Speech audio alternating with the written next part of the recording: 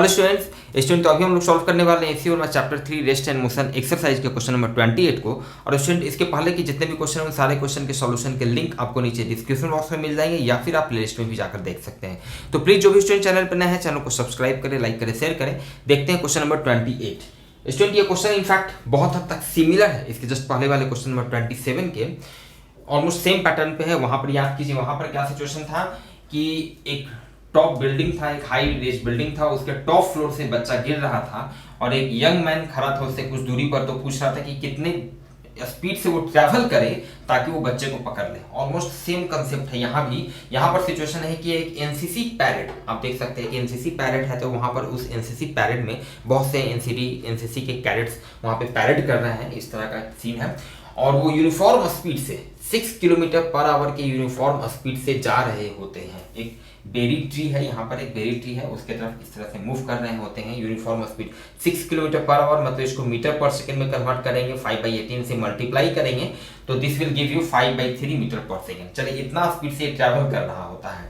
तो अचानक ये बेरी ट्री जो है, इससे ग्राउंड से 12.1 मीटर हाइट पर एक यहाँ पे बर्ड जो है वो बैठी हुई रहती है और वो बर्ड एक बेरी को ड्रॉप करती है, गिराती है। At a particular instant the bird drops a berry. ठीक है, ये बर्ड जो है 12.1 मीटर के हाइट से एक बेरी को ड्रॉप करती है, गिराती है। तो क्वेश्चन पूछ रहा है कि एनसीसी पैरेड में जहाँ पे बहुत से एनसीसी कैडेट्स हैं, उसमें से कौन सा उस बेरी को पकड़ पाएगा, कौन सा उस बेरी को कैच करेगा।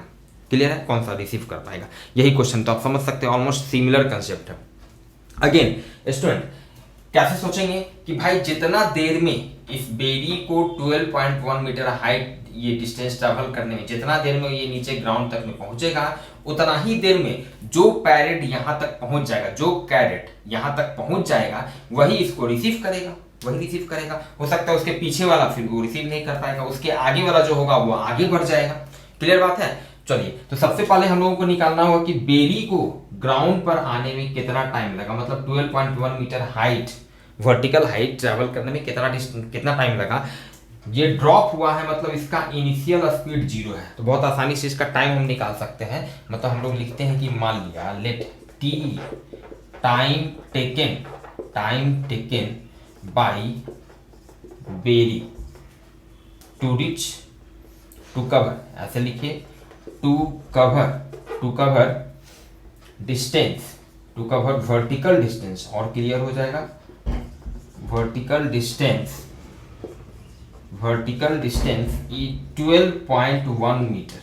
पहले वाले क्वेश्चन में याद कीजिए, बस वहां पर क्या था कि आर्म्स हाइट जो है, आर्म्स हाइट वहां पर कंसीडर किया जा रहा था, तो उतना वर्टिकल हाइट में माइनस हो जा रहा था। यहाँ पर कंसीडर उसको नहीं कर रहे हैं, तो मान के चलना है कि भाई टोटल का टोटल जितना डिस्टेंस ट्रैवल करेगा उतना ही देर में यहाँ से कौन पहुंचेगा।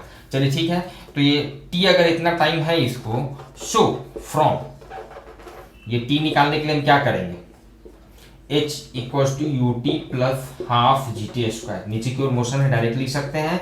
हाइट कितना है इसका, 12.1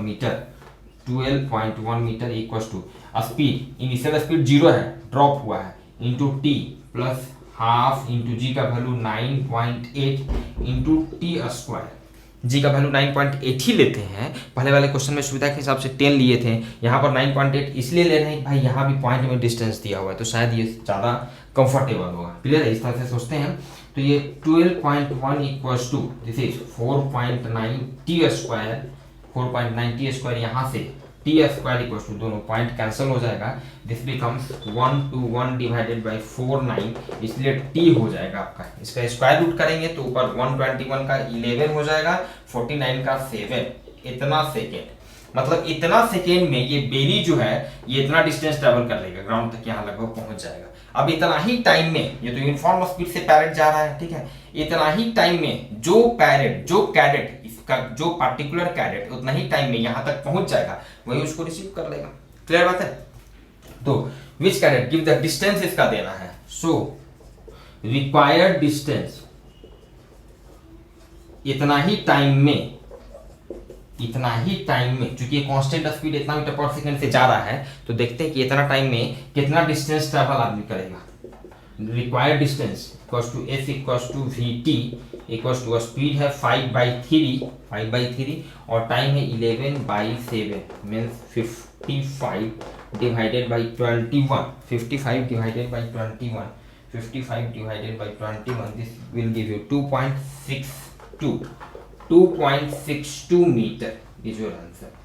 मतलब कहने का ये मतलब हुआ कि यहां से 2 पॉइंट जब ये गिरना शुरू हुआ एग्जैक्टली तो उसी टाइम में एग्जैक्टली एट दैट टाइम जब ये गिरना शुरू हुआ तो इससे 2.62 मीटर के डिस्टेंस पे जो कैडेट होगा 2.62 मीटर के डिस्टेंस पे जो कैडेट होगा वही इसको रिसीव करेगा। उसके आगे वाला कैडेट आगे बढ़ जाएगा, उसके पीछे वाला कैडेट पीछे की तरफ रहेगा, वो रिसीव नहीं कर पाएगा। क्लियर? तो रिक्वायर्ड डिस्टेंस आपका हो गया 2.62। Clear student? तो मिलते हैं फिर नेक्स्ट क्लास में नेक्स्ट क्वेश्चन के सॉल्यूशन के साथ। Thank you.